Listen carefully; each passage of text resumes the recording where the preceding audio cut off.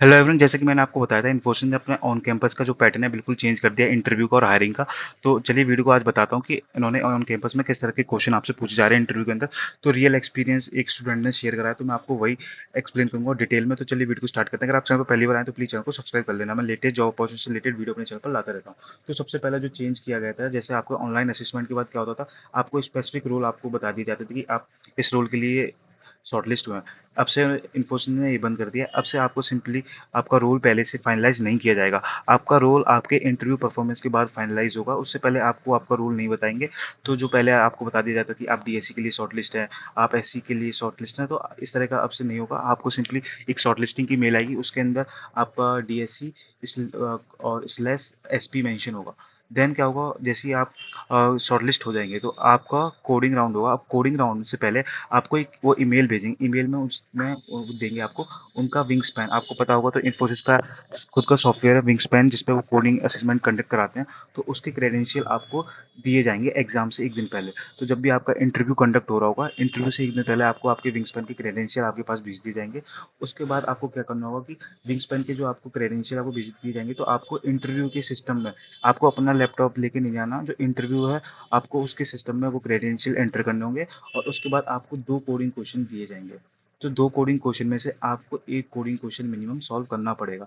अगर आप 1 question solve करते हैं, तो अब फिर आपका टेक्निकल इंटरव्यू लिया जाएगा। अगर आप एक भी क्वेश्चन सॉल्व नहीं कर पाते, तो आपको रिजेक्ट कर दिया जाएगा। तो जो क्वेश्चन है वो आपके हार्ड नहीं होने वाले हैं, जैसा कि मैंने पूछा था। तो बताया कि 2 क्वेश्चन आए थे, जिसमें से 1 ग्रीडी का था और 1 आपका मेन स्लाइडिंग विंडो का था। तो इनके जो है उसके जो क्वेश्चन था ग्रीडी का, वो सॉल्व नहीं हो पा रहा था, लेकिन जो स्लाइडिंग विंडो वाला था वो कंप्लीट हो गया था। टोटल 35 मिनट्स का टाइम दिया गया था इंटरव्यू ने इस स्टूडेंट को सॉल्व करने के लिए। तो जैसे ही आप एक क्वेश्चन सॉल्व कर लेते हैं, तो आप आगे के स्टेप में पहुंच जाते हैं। आगे का स्टेप रहता है आपका टेक्निकल इंटरव्यू। अच्छा, अब टेक्निकल इंटरव्यू में उन्होंने बताया कि सबसे पहले उनसे इजी इजी क्वेश्चन पूछे गए। जैसे ही आप जो आंसर बताते जा रहे हैं, तो जो डिफ़िकल्टी है क्वेश्चंस की वो इंक्रीज़ करी गई है और इंक्रीज़ काफ़ी हद तक करी गई है। आप वीडियो को पूरा एंड तक देखना, मैं बताऊँगा कि किस तरह से क्वेश्चन पूछे हैं। तो सबसे पहले जो उन्होंने स्टार्टिंग करी वो आपके एसक्यूएल, कोर सब्जेक्ट और डीएसए के जो बेसिक फंडामेंटल होते हैं, उससे आपसे क्वेश्चन पूछे गए। फिर आपके एसक्यूएल से क्वेश्चन पूछे गए, कोर सब्जेक्ट से पूछे गए। देन उसके बाद आपके रिज्यूमे से आपके प्रोजेक्ट और गिटहब के बारे में आपसे क्वेश्चन पूछे गए थे। तो मैं आपको बताता हूँ कि जैसे उनसे डीएसएम से टाइम कॉम्प्लेक्सिटी और रिकर्जन वगैरह का फॉर्मूला उनसे पूछा गया था। उसके बाद जैसे ही आंसर उन्होंने बता दिए थे, तो कॉम्प्लेक्सिटी जो है इंक्रीज कर रहे थे। और कोड के बाद उनसे एसक्यूएल, रैंक, डेंस रैंक, काफ़ी थ्योरी बेस्ड क्वेश्चन पूछा गया। और प्रोजेक्ट्स में ऐसा था कि आपके जो प्रोजेक्ट है, अगर आपका किसी से कॉपी नहीं होना चाहिए। क्यों कॉपी नहीं होना चाहिए, मैं आपको बताऊंगा। और जो है, आपने अपना रोल वहाँ पे मेंशन करना हो चाहिए। उसके बाद कोर सब्जेक्ट से बताया कि सबसे ज़्यादा deadlock, subnet, IP, computer network, वैसे काफ़ी क्वेश्चन थे। और जो बाकी लोगों का किस तरह का इंटरव्यू था, तो उन्होंने बताया था कि कुछ लोगों से तो काफ़ी ईजी हो रहा था और कुछ से सिस्टम डिज़ाइन वगैरह, एसक्यूएल कोड वगैरह इस तरह से पूछे गए थे। तो जैसा कि मैंने बताया था कि रिज्यूमे में उन्होंने देखा था कि वेब सॉकेट उनके में मेंशन था और जैन यही मेंशन था। तो उन्होंने गिटहब की आईडी ओपन कराकर उनसे कोड का एक्सप्लेनेशन पूछा पहले।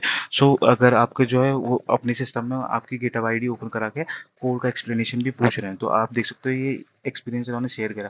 साथ ही में कुछ लोगों से एपीआई इंप्लीमेंटेशन करने को भी बोला है उन्होंने सिस्टम पर, और डिप्लॉयमेंट तक। और कुछ लोगों से सिर्फ एक पूरी वेबसाइट का सिस्टम डिजाइन के पूरे कॉन्सेप्ट पूछे गए हैं एक वेबसाइट के लिए कोई।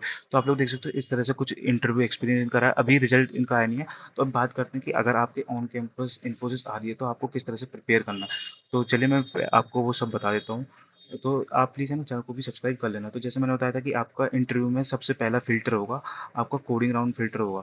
2 क्वेश्चन होंगे, 1 सॉल्व करना पड़ेगा। अगर 1 सॉल्व नहीं करते, तो वहीं से आपका इंटरव्यू वहीं आपका एंड हो जाएगा। देन उसके बाद आप लोग देख सकते हो, तो आप कोडिंग राउंड के लिए इन सब चीज़ों को प्रिपेयर कर सकते हो। तो आप लोग देख सकते हो ये सब चीज़ें प्रिपेयर आप कर सकते हो। Sliding window, 2 pointer array, string, hash map, frequency map, और ऑल्सो आप ये सब भी रिवाइज़ कर सकते हो। Binary search, stack queue, linked list.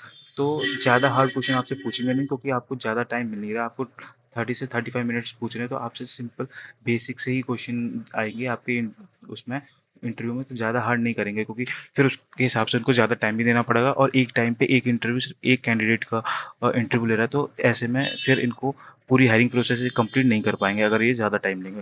तो आप लोग देख सकते हो, तो ये टॉपिक आप कर लेना। अगर आपने इन्फोसिस का 1.5 क्वेश्चन, जो इनकी इनिशियल कट ऑफ है, अगर आपने वो सॉल्व करी, तो आप ये क्वेश्चन कर ही लेंगे।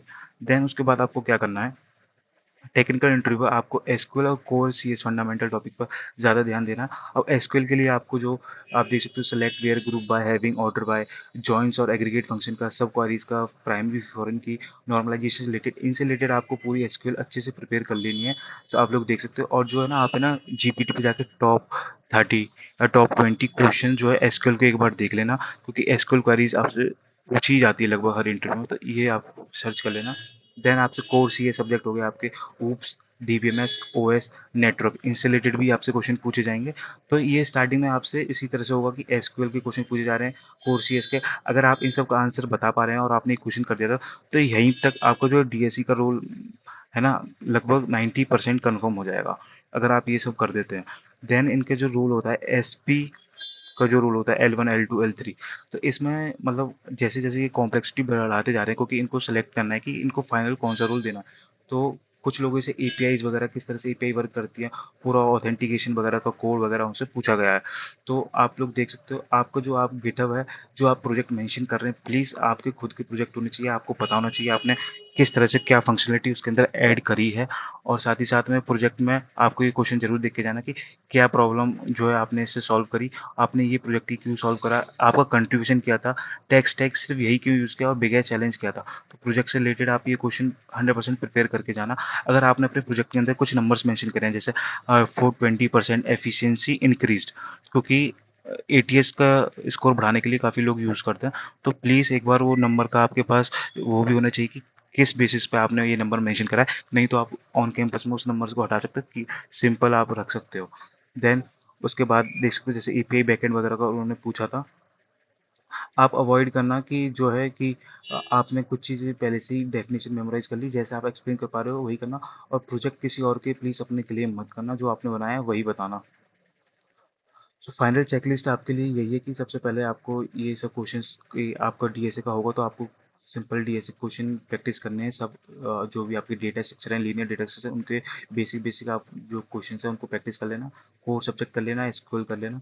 और साथ ही साथ सिस्टम डिज़ाइन भी आप कर लेना। अगर आपका टारगेट L1 और L2, L3 रोल है, तो सिस्टम डिज़ाइन मस्ट है, क्योंकि सिस्टम डिज़ाइन का क्वेश्चन आपसे पूछा ही जाएगा अगर आप एसपी रोल्स के लिए टारगेट कर रहे हैं। तो बाकी अगर किसी और के कॉलेज में आपका इंटरव्यू कंडक्ट हो चुका है, तो प्लीज़ आप मुझे कमेंट में बताना, ताकि मैं आगे और वीडियो जाके आप लोगों का एक्सपीरियंस शेयर कर पाऊँ। और प्लीज़ आप चैनल को सब्सक्राइब कर लेना, क्योंकि मैं अपने चैनल पर इस तरह के अपडेट्स लाता रहता हूँ। जो आपका पैटर्न चेंज होता है इन्फोसिस का हायरिंग का, उसके बारे में भी मैंने सबसे पहले कल आपको अपडेट कर दिया था। तो आज का वीडियो देखने के लिए थैंक यू। और प्लीज़ आप चैनल को सब्सक्राइब कर लेना, क्योंकि मैं लेटेस्ट जॉब अपॉर्चुनिटी से रिलेटेड वीडियो अपने चैनल पर लाता रहता हूँ। ऑफ कैंपस हायरिंग जितनी भी चलती है, तो आपको डायरेक्ट अप्लाई करने का लिंक मिल जाता है। साथ में आप व्हाट्सएप चैनल फॉलो कर सकते हैं, मैं अपने व्हाट्सएप चैनल पर भी अब वो लिंक शेयर कर देता हूँ। तो आज का वीडियो देखने के लिए थैंक यू।